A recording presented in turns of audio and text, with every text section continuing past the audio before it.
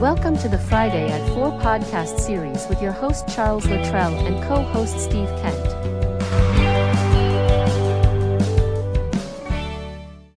Steve, welcome back to Friday at 4. How are you? I'm doing okay. How you doing, Chuck? Hanging in there. So we got a guest this week, Anthony. Anthony, how are you, buddy? I'm doing wonderful. Thank you guys so much for having me on, sharing your audience. Hopefully we can talk about some stuff that makes a difference today.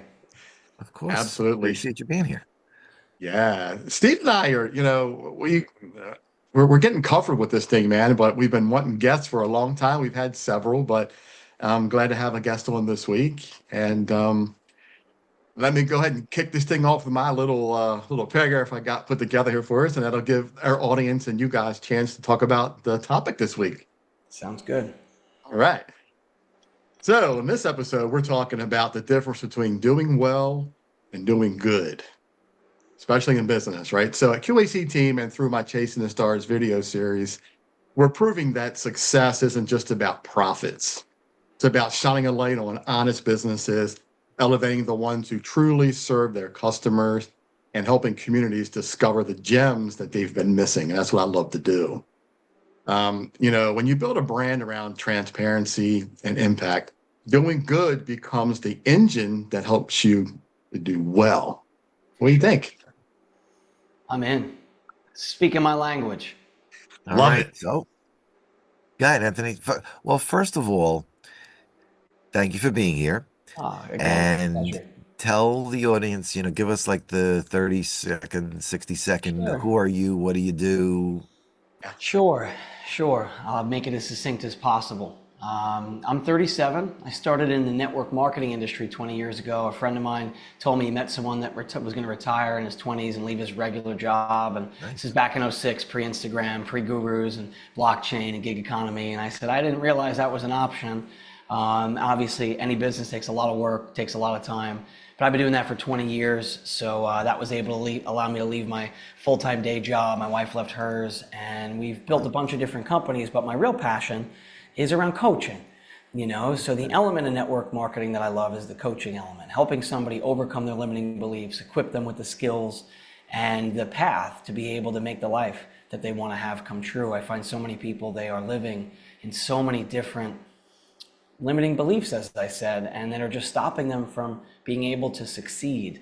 On the note on doing what good to do well, I think that it's very easy for people and businesses, particularly in the coaching and the personal development space and all the courses and different things, that they've confused profitability with positive impact. And there's a very, very big difference. And I think that no matter how much money that you make, if you don't have a foundationally life based in integrity, you look someone in the mirror that you believe in, that you trust, that you are proud of, that it's not going to be very, very fulfilling to snuggle up next to a big pile of money when you don't have your own integrity, you don't have relationships, you don't have your mental health, you don't have everything else that really matters a lot more in the grand scheme of things. So I will tell you, and I think Charles is the same way, we believe the exact same thing. Money does not equate to being a good person. Doesn't. To doing the right thing, to having the right intentions. It Right. does not. Right. So we're all on the same page. Again, we don't do what you do, but we have the same ideals that you do. Chuck? Right.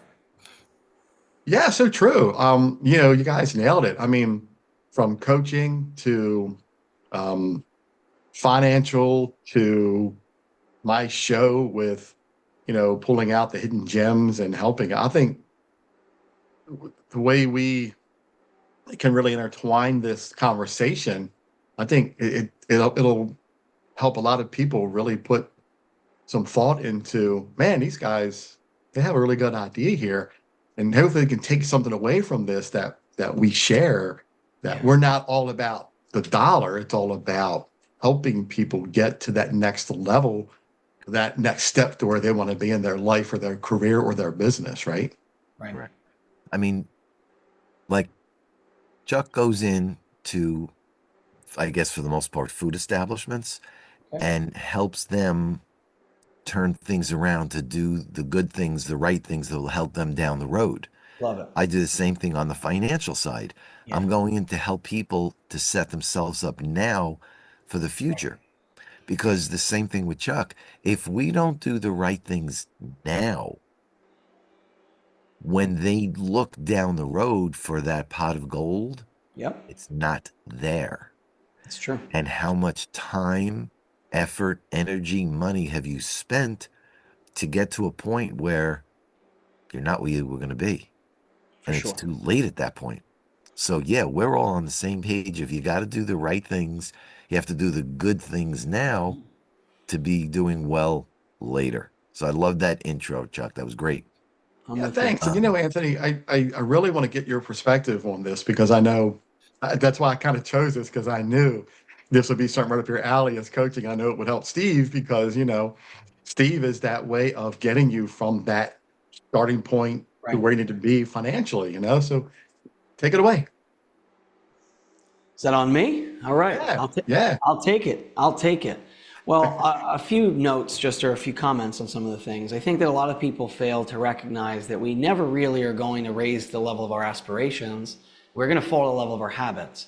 You know, so if we have a target that we want to have X million of dollars at a certain date, whether it be financial planning or we want to have a certain profitability, we want to serve a customer in a food establishment in a certain way, it's our systems and our habits that are ultimately going to determine where we end up in the long term. We could have grand vision goals, and any business owner, most people financially, and if you don't have a vision, that's a whole separate topic, but it's implementing the right things that are ultimately going to get us there.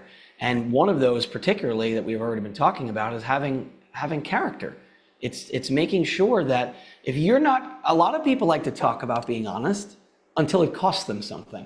A lot of people like to talk about making sure you have integrity until they have to take a stand against a power structure that's paying them, you know? Yeah. And the reality is that doing the right thing for what you know to be right, whether it be in a corporate setting, it be in a business setting, you know, because a lot of people, they tend to judge people that make these choices and they fail to recognize the etymology of how people get there. Because if you put people in a high pressure situation, a lot of times people make calls to do the best that they can. So we want to try to prevent that. But you have a food business and you're behind the 8 ball and you're 90 days out on everything. Cutting a corner becomes something that comes front of mind. No one is thinking of cutting corners when everything is great and everything is fine. You know, typically you're not taking an amount of money and making an ultra high risk decision when you've been systematically saving and investing in a proper way over the course of decades. It always comes from trying to fix a problem or being in a situation. But if we're going to approach things properly, whether it be in network marketing, being the coaching sphere, financial, servicing businesses in the food industry, we have to make a decision ahead of time of what is it that we're willing to do, what is it that we stand for, and what is going to be things that are non-negotiable. I see a lot of people. Well, I'll Yeah, tell you please. to come back to you in a second. I just want to interject because we're at that point in the Please. conversation. So let me Please. give my 2 seconds. I love it. Sorry, I have a bad sore throat, so I apologize for my voice. The company I work for, Universal Wealth, the 2 owners, every meeting we have, the 2 owners do the right thing 100% of the time. There is no gray area. It's right or you don't do it. Right. They tell you flat out, if you're going to cut a corner, you cannot work in this company. Totally. And they have bounced people from the company because they cut the corner, didn't do the right thing by the customer. So your point of you got to do the right thing 100% of the time, because at some point down the road, not only will it will come back to you, It does. but how do you live with yourself? Right. Some people say, I don't care, I'm out for the money. But is that really the right way, the long-term way? And the answer, in my mind, the answer is no, it's not. Yes. So again, I wanted to just interject because I'm right on line with you, and I believe Chuck is the same way. So yeah, I'm sorry. So I know I cut you off. No. I think it's great, right? And if you take the topic here today, you know, doing well and doing good, you know, while they sound like the same thing, but they're totally different, right? Because doing well is really like pushing you above that plateau, right? So we plateau, that's what we're doing good.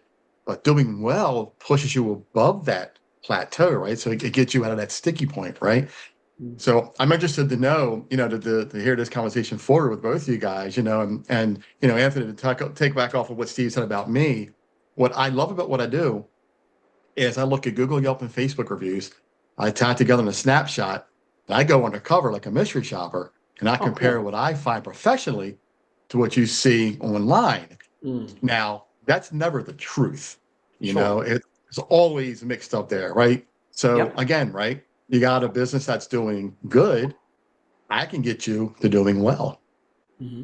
Yeah.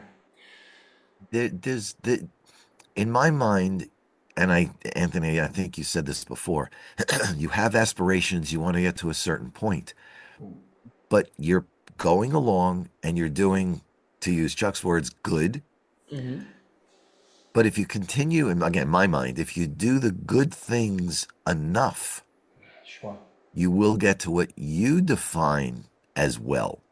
Because Yeah. doing well is different for everybody. So don't compare, your neighbor next Of door. course. But if you do the right things often enough, the good things will continue and you'll get to the well side. Yeah. No doubt. I think that it also the paradigm people approach things to changes over time.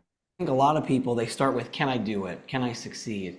And once you've done enough things, that's not usually the variable. The variable becomes, and the real important question that we need to ask before we pursue something isn't if it's going to succeed. If we put our time in and we commit to something, eventually, in almost every situation, success is inevitable. It doesn't maybe look the same way. There might be some pivots and changes along the way. But if you put together a workout plan and you have a diet plan and you follow it, it's not a matter of if you're going to get into shape. It's just a matter of when and are you going to be in the same plan at the end.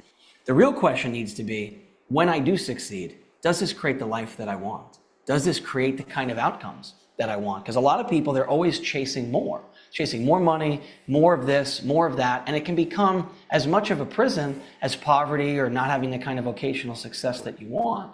And a lot of people in the pursuit of this never-ending more, they very often lose their mental health, they lose their relationships, they lose their significant other, and they typically lose everything that they were doing the initial thing for to start with, and then it starts to get murky, Just because something's effective doesn't mean we should do it.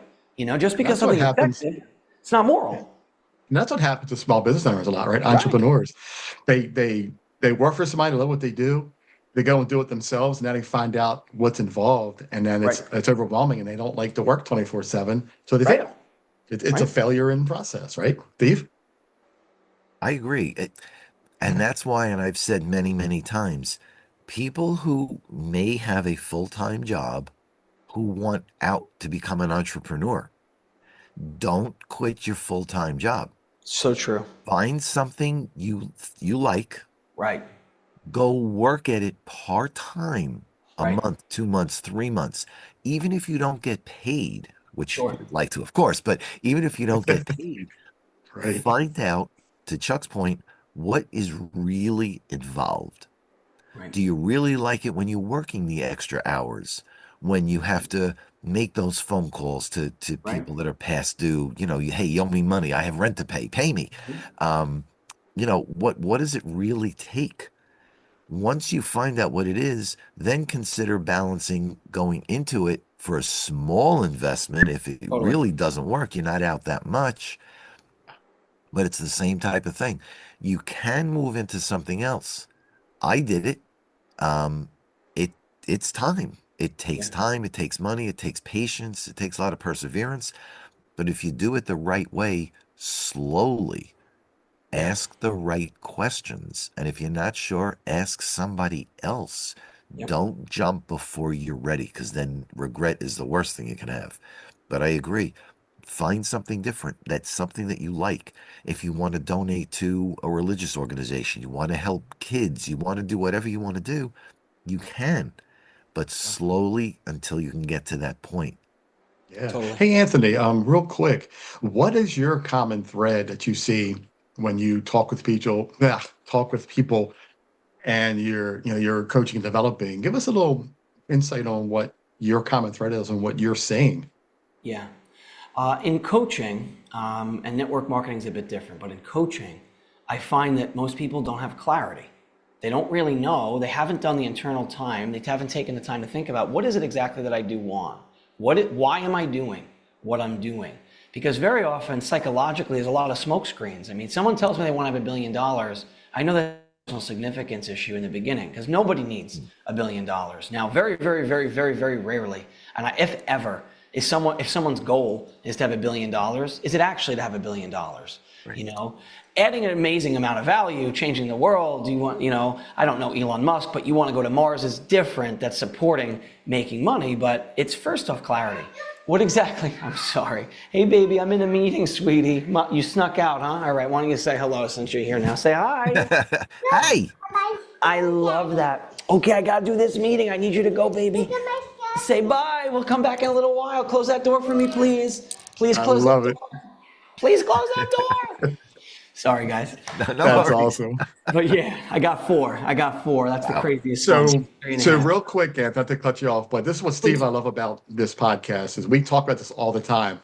It's real, it's raw, it's unscripted. We love when stuff like this happens. I think this is one of the best things that's happened to this show since we started. What do you think, Steve? Don't worry about it. It was great. I'm glad. You got kids. That's how it goes. You know what I mean? I got two. I know they're older, but I got two. Okay. That's how it goes. That's how it goes. But anyway, love it. So anyway, need clarity, and then people need accountability. The thing you can't get from a book or from a guru. And I love to touch on the going all in on stuff because I think that's a big fallacy, but especially too fast. But what happens with this is we get the clarity, but then we need someone to hold us accountable. We need someone that we can just reflect back. And that's what a personal trainer is best for. I mean, in the beginning, they teach you the workout, but it doesn't get that complicated. But sometimes you need someone to hold you accountable to an appointment. And a lot of people, they do, well, I shouldn't need that. And it's faulty logic because you either do or you don't need it. And if you're not getting the things done that you need, having someone to support you, even though you should do it by yourself, becomes an ego blockage. On the point of the going all in on something, survivor bias is such a major issue psychologically that people encounter, So it's like when World War II, they took all the planes back and all the planes that came back, they started reinforcing all the areas that had the most bullet holes. It was the worst. It's the worst thing to do. You need to, all the places that don't have bullet holes need the reinforcing because those planes never came back. So what tends to happen in this personal development area is you hear about the one-off person that burns all the bridges and quits college and goes all in, and it disregards the 999 people that did that and burned their whole life up. So it just makes a lot more sense. That's where on the network marketing end, having anything, whether it be that or whatever you're doing, keeping your full-time job, having your stability and your responsibility taken care of, and then taking time over a season to actually prove concept for yourself and for whatever model is you're proving, to then not burn everything up and be like, I'm regretful. Yep. That's what I said. Nice. Same thing. I agree. Yeah. Keep the full time. But Steve, Steve, the benefits.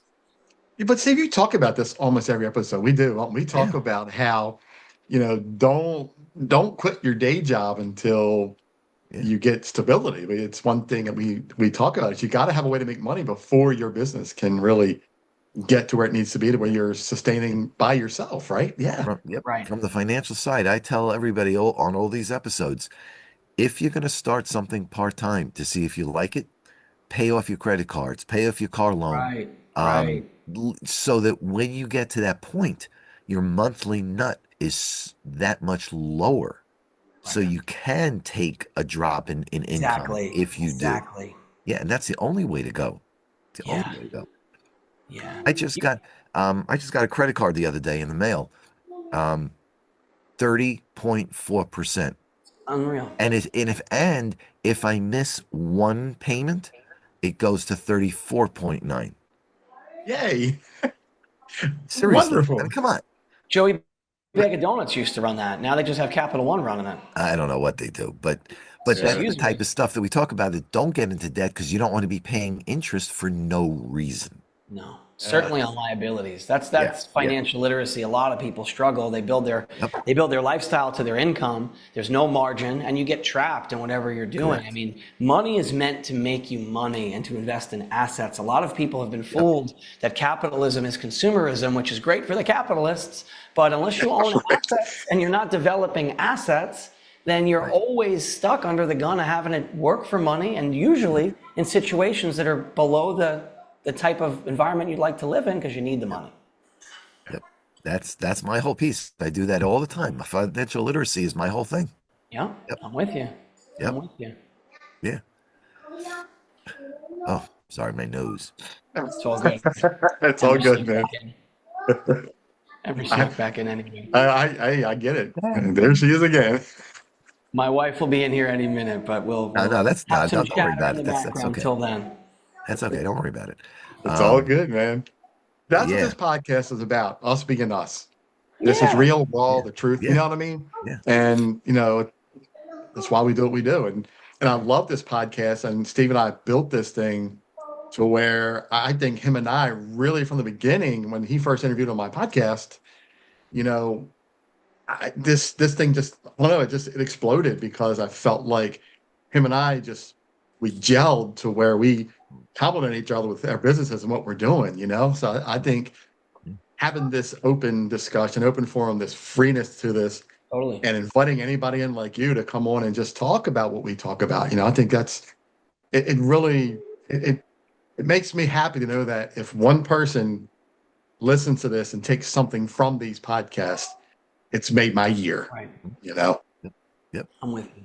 And like you said, that's why we do this. That's why we bring guests like yourself on to not only add a new perspective, but give yourself some visibility as well for people that you may not have met or have met you before.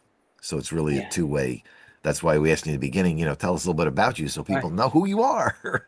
Yeah. Right. Yeah. That's what I It's like a fun about it, thing. Anthony, It's a because unique it thing. gives you come on the show and it gives you a whole different audience that might not see you and know what you do, and they can reach out to you and say, "Hey, I saw Yeah. you on Chuck's podcast, man. Let's talk about what we do. So let's connect. Right. That's my goal with this. Right. Well, it's a special thing. You get to meet all different kinds of people, Yeah. all different kinds of connections. You never know where someone has a connection or you could help or wherever the direction is. One of the things I think, as we close as a last point is depending on where someone's at. I think most people, they might want to make extra money. They might want to increase their income. They want to change their situation. I think that there's really a few points that we need to roll through that'll help you to get there. And I went to a Tony Robbins seminar. It was like 10 grand. I'll give you the core of it, for free.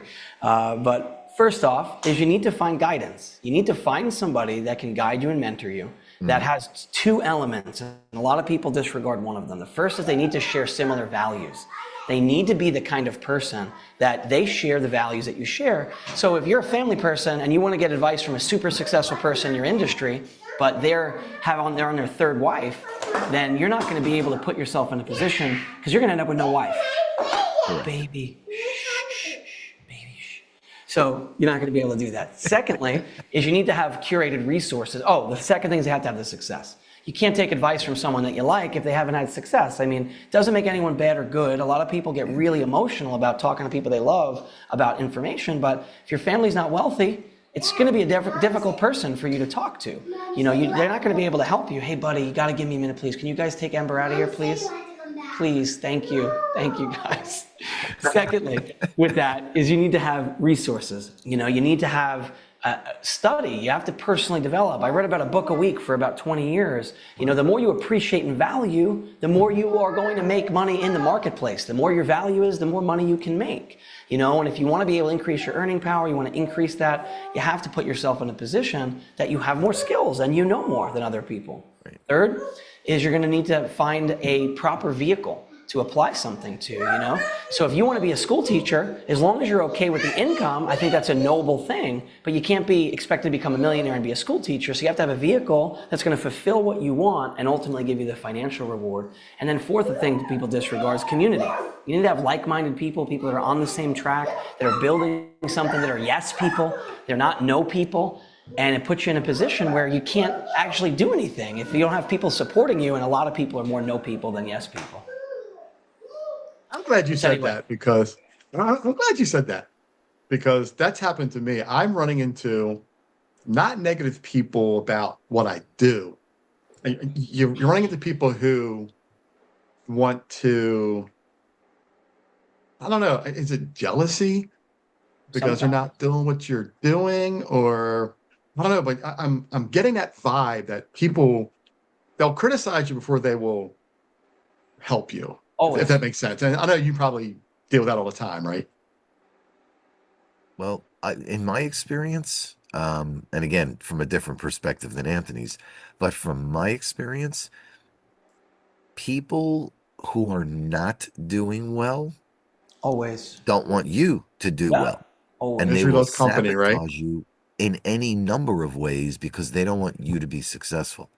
Yeah. Yeah. So what I started to do a couple of months ago was I started to go through, and I started with my Google Calendar, and I started to go through all the items, and my weeks were booked solid.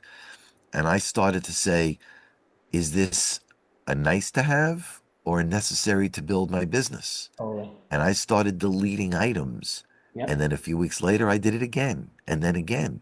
So I now have more time for me Right. to develop myself and my business as opposed to full time helping others. Now, it's great to help others, but at some point, my rent Sure. needs to be paid, my car Sure. payment, my food bill, right?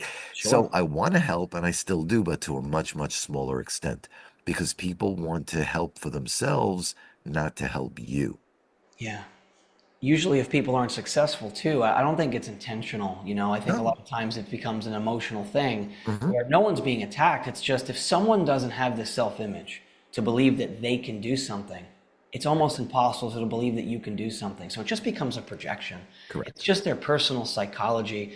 And it's one of those reasons that a lot of people think that successful people, and this could be in any vertical, it doesn't have to be finances, but successful people tend to spend time with other successful people, and people Yes. that aren't. And it's not that the successful people look down on the people that are less No. successful. Usually, the less successful people, because of their own feelings of lack or shame, they disassociate, they project onto the other person. Because in general, when people are successful, they've been helped and they've given a lot of help. And that's usually kind of the way they are. They're not going to help people that don't want to be helped. They're not going to help people 24/7, but they're usually the person, if you ask for advice or a question, they answer. And the person that isn't, they're too busy to do anything else. But the busiest person that's already got 3 companies, that's already done a bunch, it's a different perspective, But that's why Yeah. a coach and having any mentor, a coach, a guide in your life, you have to have someone that believes in you, has succeeded, and is going to help affirm that, because you just need one person to believe in you. If you got one person that really believes in you, they've accomplished it,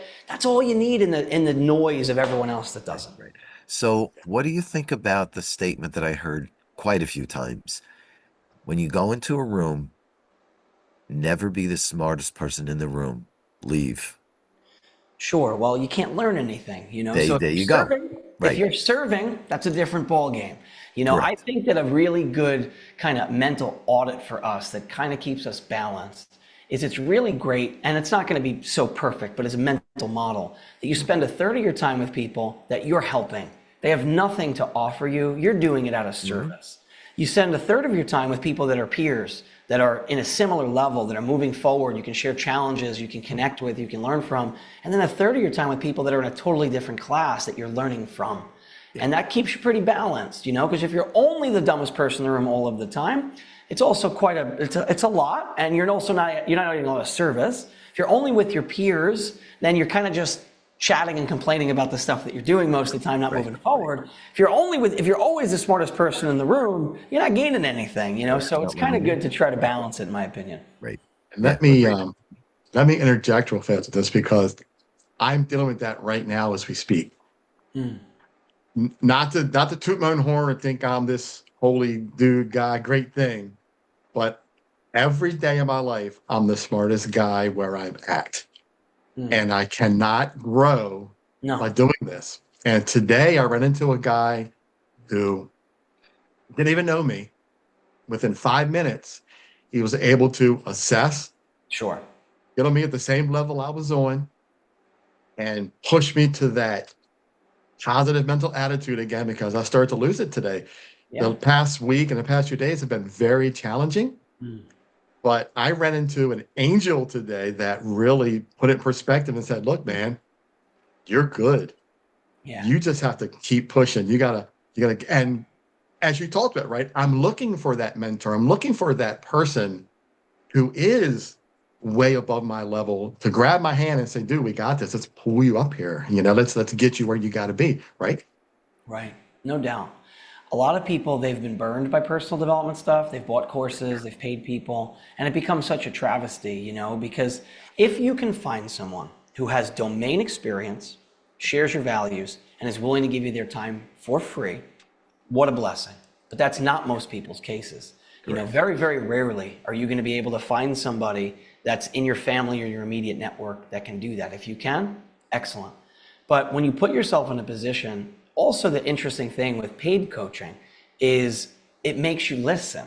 One of the secrets of these high cost coaches, you know, you pay $10,000 to go to a program, or you pay $100 for a Zoom link to a program. It can be the same information, but the $10,000 program has a much higher efficacy because you have to listen. You're like, I put 10 grand in here, you know? So if you find someone that you can build proper rapport with, that you can trust in a coaching space, you know, it becomes a really worthwhile investment, not only on the skills and the accountability, but to get you to help do the things, give you some leverage. Because a lot of times we pretty much know mostly what we need to do. We're just either too busy in our schedule, like Steve said, where we got so much shit going on that we're not paying attention to what's the ROI on it, or we're in a position where we kind of know, but we're afraid to do it, or we don't have the confidence. And just having that element, you know, I helped a guy start a company from zero. He was in the church world. He'll do over $200,000 of revenue this year, huge profit margin, on track for $500,000 next year. And I don't know AV.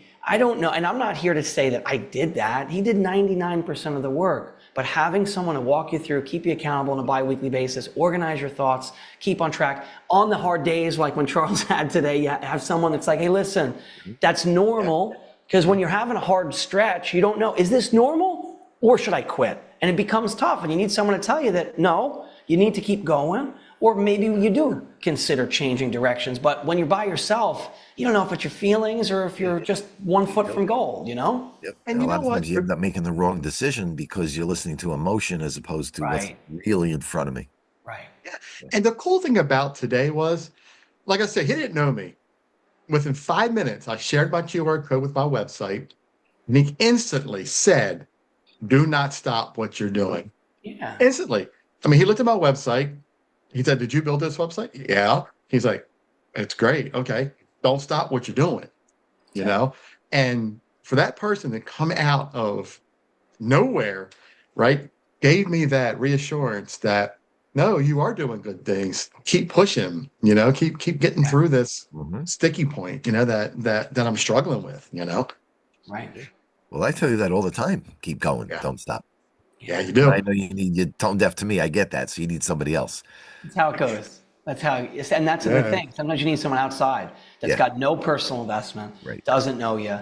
And it's just, and the other thing for everyone to hear is saying that to people, sometimes all people need, you know, just encouraging people, believing it. If someone believes in what they're doing and they love it, I always think the best thing to do is just to affirm them to go down it. Because if they don't do it, they're going to be regretful. If they do it and it fails, they learn something. And if they do it and it succeeds, A+, you know. But like network marketing, 99% of people don't succeed. Finances, you're in the same thing. Financial, you know, whether you're a fiduciary, you're a broker, there's a lot of noise, a lot of people not trusted. But the reality is just because 99% of people don't succeed at something, or 90% of businesses go out of business, or 60% of people get divorced, doesn't mean you shouldn't do it, and it doesn't mean that's going to be you, you know. So positively encouraging people is always one of the least expensive and impactful things we can do. Yep, you got it.